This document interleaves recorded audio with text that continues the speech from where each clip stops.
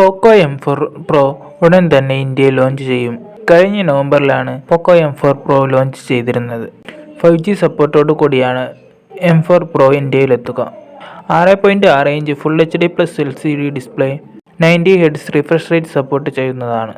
Punch hole ക്യാമറയാണ് ഈ ഫോണിന് വരുന്നത്. മിഡ് റേഞ്ച് കാറ്റഗറിയിൽ വരുന്ന ഫോൺ മീഡിയാടെക് ഡയമൻസിറ്റി 810 ചിപ്സെറ്റും മാലി G7 MC2 GPUവും ഇതിലുണ്ട്.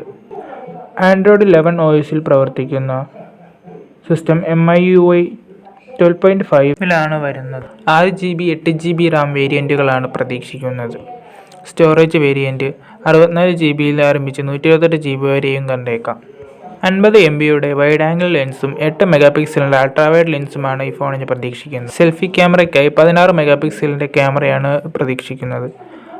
5000 mAh ബാറ്ററി വരുന്നതും 33 വാട്ട്സ് ഫാസ്റ്റ് ചാർജിംഗ് സപ്പോർട്ടോടു കൂടിയാണ്. ഇന്ത്യയിൽ ലോഞ്ച് ചെയ്യുമ്പോൾ പ്രതീക്ഷിക്കുന്ന വില 15,000-നും 20,000-നും ഇടയിലാണ്. ഫെബ്രുവരി 15-ന് ഇന്ത്യയിൽ ലോഞ്ച് ചെയ്യുമെന്നാണ് റിപ്പോർട്ടുകൾ പറയുന്നത്.